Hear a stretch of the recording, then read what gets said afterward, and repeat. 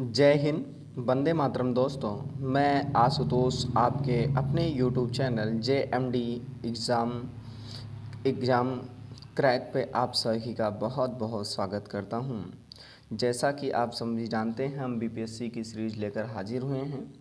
Test series है और इस टेस्ट सीरीज़ में देर ना करते हुए इस टेस्ट सीरीज़ को आगे बढ़ाते हैं, क्योंकि हमें कम टाइम में ज़्यादा क्वेश्चन कराने की आदत है और इसी आदत से आप सभी जुड़ते हैं।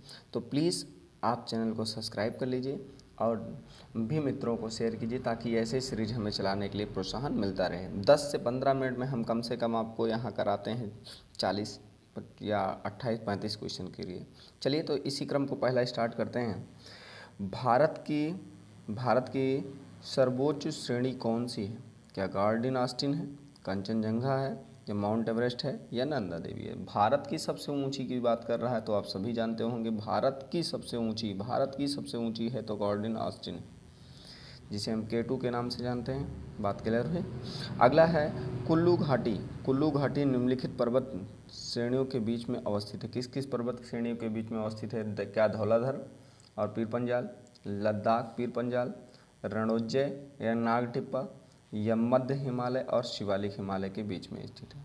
तो आप सभी जानते हैं किसके बीच में है? धौलाधर और पीर पंजाल के बीच में स्थित है। अगला क्वेश्चन आता है, उत्तराखंड का सर्वोच्च पर्वत शिखर कौन सा है? क्या बद्रीनाथ है, केदारनाथ है, कामेत या नंदा देवी है? तो आप सभी जानते हैं सबसे ऊंचा पर्वत कौन सा है? नंदा देवी। ये भी उत्तराखंड PCS में आया है, तो ये अगला क्वेश्चन जो आया वो BPSC में आया है। अगला क्वेश्चन है, शिवालिक की श्रेणी का निर्माण कैसे हुआ?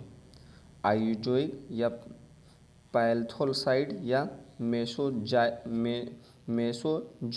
या सेनोजोइक के माध्यम से हुआ था? यह BPSC में पूछा गया, तो ये क्वेश्चन पूछा जाता है किसके माध्यम से हुआ था? तो आप सभी जानते हैं सेनोजोइक के माध्यम से हुआ था। तो चलिए अगला क्वेश्चन करते हैं और देर ना करते हुए धीरे धीरे क्वेश्चन को समझने का प्रयास करते हैं। बहुत इंपॉर्टेंट क्वेश्चन है। अगला आता है, हिमालय की दूसरी सबसे ऊंची चोटी कंचनजंगा भारत के किस राज्य में स्थित है? क्या भारत के असम में है, और उत्तराखंड में है, सिक्किम में है, हिमाचल प्रदेश में है? आप सभी जानते हैं कि ये कहाँ पर स्थित है? हिमाचल प्रदेश में सिक्किम में स्थित है। कहाँ पर स्थित है? सिक्किम में। अगला क्वेश्चन आता है, निम्नलिखित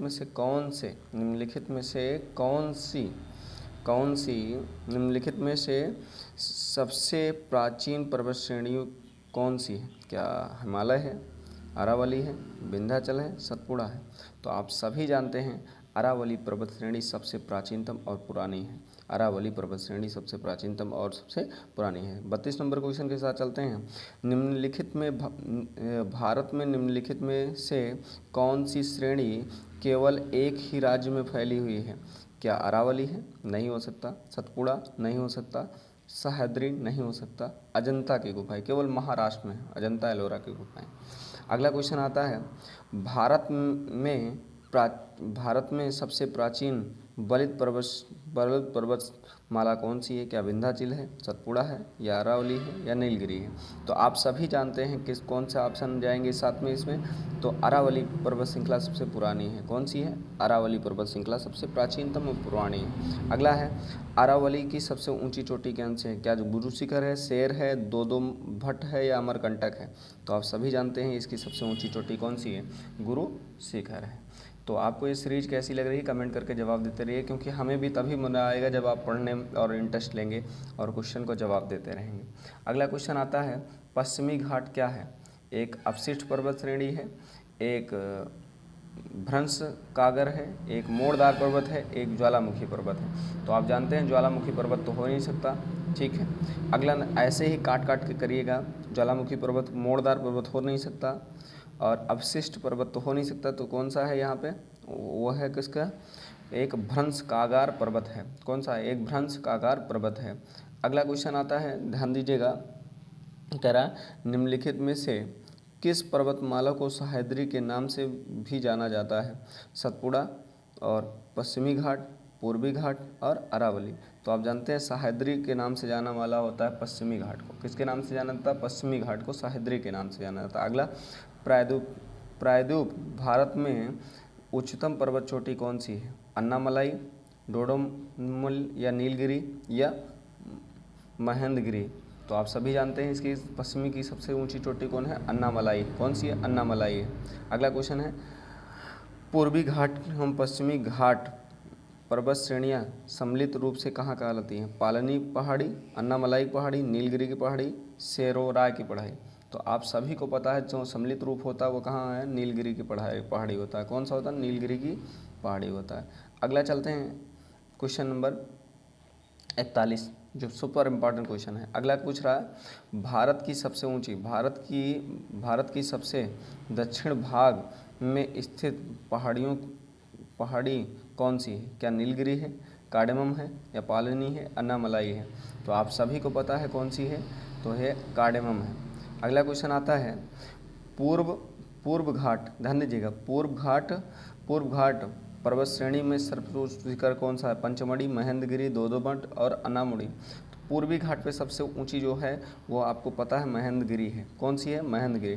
कार्डमम की पहाड़ी कहाँ पर अवस्थित है? क्या जम्मू कश्मीर में, क्या हिमाचल प्रदेश, या केरल में, क्या महाराष्ट्र में? तो कार्डमम की पहाड़ी जो स्थित है वो कहाँ पे स्थित है? केरल राज्य में स्थित है। अगला क्वेश्चन क्या था, गिरनार पहाड़ी कहाँ पर स्थित है? बिहार में, और कहाँ? गुजरात में, कर्नाटक में और राजस्थान में। तो गिरनार की बात करेंगे तो कहाँ पर स्थित है? गुजरात में। गी से गुजरात, गी से गुजरात। गारो खासी जयंतिया पहाड़ियाँ कहाँ, किस राज्य में स्थित है? तो मेघालय, मणिपुर, त्रिपुरा, असम। तो कहाँ पर स्थित है? आप सभी लोग जानते हैं कहाँ पर स्थित है? मेघालय में। कहाँ पर स्थित है? मेघालय में। अगला क्वेश्चन आता है, जरा बताइए, दक्षिण भारत का सर्वोच्च शिखर कौन सा है? क्या अन्नामुड़ी है, क्या डोडोमठ है, या महेंद्रगिरी, या धूपगढ़? तो ऑप्शन नंबर किसके साथ जाएंगे? आप जवाब दीजिए, अंडामुड़ी के साथ। किसके साथ? अंडामुड़ी के साथ चलेंगे। तो आपको क्वेश्चन ऐसे लग रहा है, कमेंट करके जवाब दीजिए। और अब चलते हैं अगले क्वेश्चन के साथ, जो आईएएस वगैरह में आए हुए क्वेश्चन है। चलिए, कह रहा, भारत और म्यांमार के बीच सीमा का निर्धारण करने वाले 3 पर्वत श्रेणियाँ कौन सी है? खासी, पटकाई, अराकान नोमा। बिल्कुल। अगला है अल्टाई पर्वत श्रेणी, या ग्रेट डिवाइडिंग रेंज, या इनमें से कोई नहीं। तो आप सबको पता है खासी, या पटकाई, या अराकान नोमा, ये पर्वत श्रृंखलाएँ क्या करती? भारत और किसके बीच? भारत और म्यांमार के बीच सीमा का निर्धारण करती हैं। क्लियर हो गया होगा। अगला क्वेश्चन आता है 46 नंबर क्वेश्चन, कह रहा, निम्नलिखित पर विचार कीजिए। महादेव की पहाड़ी, सादरियों की पहाड़ी और सतपुड़ा की पहाड़ी। उपरोक्त को उत्तर से दक्षिण की ओर लगाइए। आपको पता है महादेव की पहाड़ी सबसे उत्तर से दक्षिण की ओर लगाना है। तो आप सबसे पहले जानते हैं सबसे उत्तर इन तीनों में सबसे उत्तर कौन सा होगा? सबसे उत्तर की बात करेंगे इन तीनों में तो होगा पहला, उसके बाद तीसरा, पहला, तीसरा, फिर ये। तो इस ऑप्शन नंबर किसके जाएंगे? सी के साथ जाएंगे। बोल रहा है, छोटा नागपुर पठार की सबसे ऊंची चोटी कौन सी है? क्या धूपगढ़ है, क्या पंचमढ़ी है, पारसनाथ है, महाकालेश्वर है? तो आप सभी जवाब देते होंगे कौन सा है। तो आपने जवाब दिया है ये कौन सा है? पारसनाथ है।